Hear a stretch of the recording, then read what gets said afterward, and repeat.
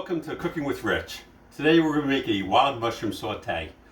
Really great dish for vegetarians or vegans as well. Really delicious and very filling.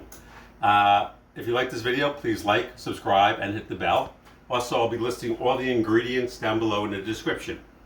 Let's jump right in. We'll look at some ingredients. I did actually drop the ball on this a little bit. One of the things that I'm supposed to add to this dish is gnocchi.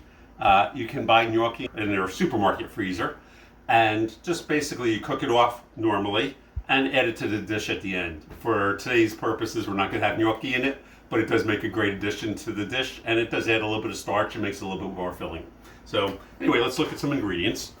Over here I have a pound and a half of shiitake mushrooms, a pound and a half of cremini mushrooms, and about a half a pound of oyster mushrooms. That's a better oyster. I've talked about this in other videos. If you ask a professional chef, they will say you're not supposed to wash a mushroom. I always wash my mushrooms. What most chefs don't realize is you're supposed to actually brush each one. And if you have the time to brush a bowl of mushrooms like this to make sure they're clean and you're not eating dirt, then you don't have to wash them because you're really not supposed to. You notice that it looks a little wet, like it acts like a sponge and absorbs water, which is why you're not supposed to wash a mushroom. I don't like to serve my customers dirt, and I don't have time to brush this many mushrooms, so I do wash them. Make your own decisions on that, but I suggest you get them cleaned somehow or another, because mushrooms are very dirty. I have a bunch of asparagus. I've cut it into 1.5 to 2 inch pieces. I have 2 tablespoons of garlic, a little bit of parsley, which is just for garnish, 2 tablespoons of chicken base.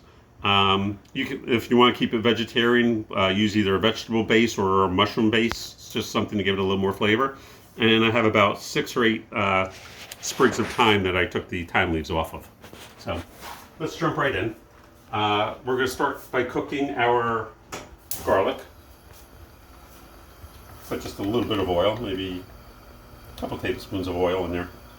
They say they don't like a lot of oil, and that definitely holds true for this. I'm going to add my garlic. Saute it just for half a minute or so. You notice there's a lot of garlic there. I like a lot of garlic when I cook. It makes it taste delicious, and is actually quite healthy for you.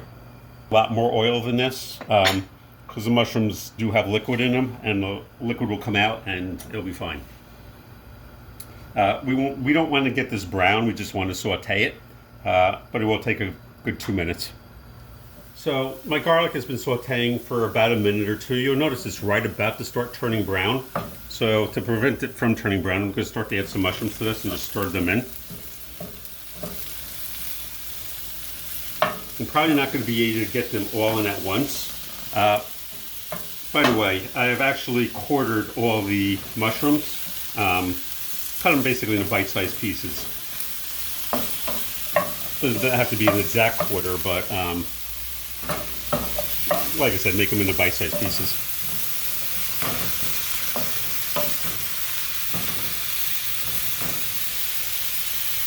And I'm just going to keep adding this handful by handful until they're all in. What's going to happen is these mushrooms will start to shrink in a minute or so. So this is like Houston, we have a problem. Anyway, as you can see, I've changed. I had a large saute pan, now I have a large pot. That does happen once in a while. I'm going to actually add the rest of my mushrooms at this point. And I'm going to stir these every minute or two, basically until they get soft. As soon as they're tender, they're done cooking, which will probably take, I'm going to guess, about 10-12 minutes. Every probably minute I'll give it a stir. So at this point, my mushrooms have been cooking for 5 to 7 minutes. You'll notice there's a lot of water in the pan. That is because I washed them. It's fine. It's not a big deal. I'm going to add my chicken base, or you can use vegetable base, and my fresh thyme. I'm going to add about a teaspoon of pepper, measured exactly as you can see. That's a joke. Going to give it a nice stir. My mushrooms still aren't fully cooked, so I'm going to let this cook for another 3 to 5 minutes, and we'll take a look at it. So we're back. Our mushrooms are cooking actually for probably about 10 to 15 minutes at this point. The mushrooms are perfectly fine.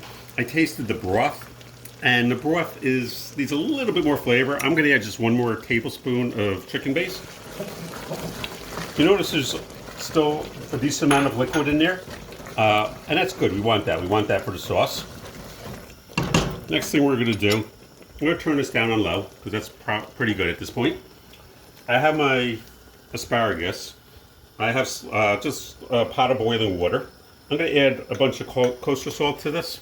When you cook a green vegetable, you want to cook it in water that, the way it was taught to me is you want the water to be as salty as the sea. So you want it to be pretty salty.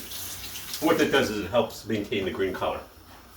At this point, I washed my asparagus, and it's obviously cut up. I'm going to add it.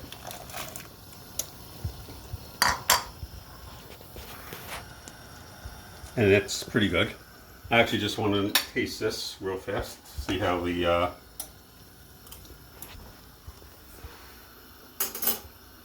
it's better than it was. Good. Now let's talk. Depending on what you're doing, if you're serving this for dinner right now, as soon as the asparagus is done, you can drain the asparagus, add it to this. If you have cooked off gnocchi, we talked about. You'd buy maybe like a 10 ounce or 12 ounce bag of gnocchi, whatever it is, doesn't matter whether it's 10 ounces or 12 ounces.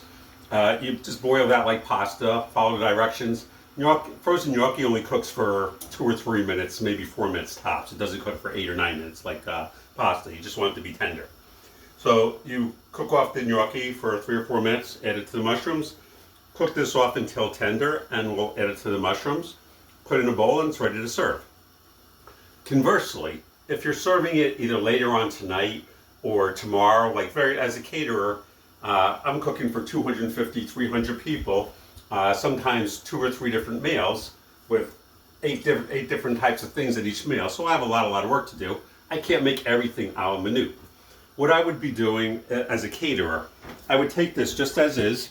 I'd put it out on a sheet pan, cool it down. Once it's cool, I'd put it in my refrigerator and cool that down. The asparagus, once it's tender, I would pour it out into a strainer and then put it in ice cold water to do something called shocking it. What shocking it does is it stops it from cooking immediately. Like I said, if I'm serving it now, put it right in. If I'm serving it later, shock it. Same thing with the gnocchi. If you cook off some gnocchi, you want to serve it now, add it directly to the mushrooms. You want to serve it later, shock the gnocchi, make sure it's cold. And then you'll have 3 separate things. You'll have the mushrooms, and there is still a decent amount of broth in here, which you want. You want that sauce. Definitely want that sauce. You'll have your mushrooms, your asparagus, your gnocchi, and right before serving, just give it a mix it up, throw it in a pan, and put it in the oven and heat up for 20-25 minutes. You'll have a nice fresh mushroom dish that'll be absolutely delicious, and that works very, very well. So whether you're making this for Thanksgiving for your vegetarians and vegan people, or you're just making it for dinner, those are some what I call helpful cooking tips. I'm going to try one of these. How do you know when an asparagus is done? You taste it. And that is done. Perfectly tender, nice bright green color. Because I'm going to be serving this now, I'm just going to add this directly to it.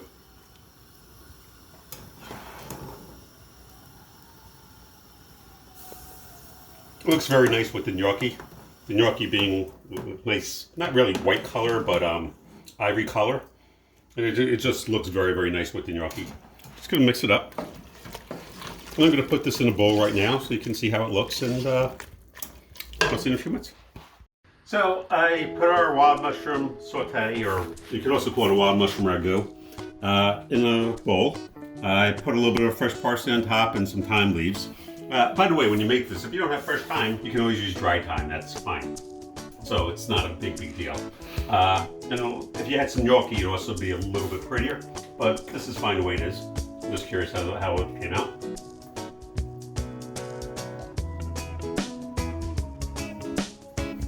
Really, really, really good. If you're a vegetarian or vegan, you will love this. If you like this video, please like, subscribe, and hit the bell. Be safe. Have a good Thanksgiving.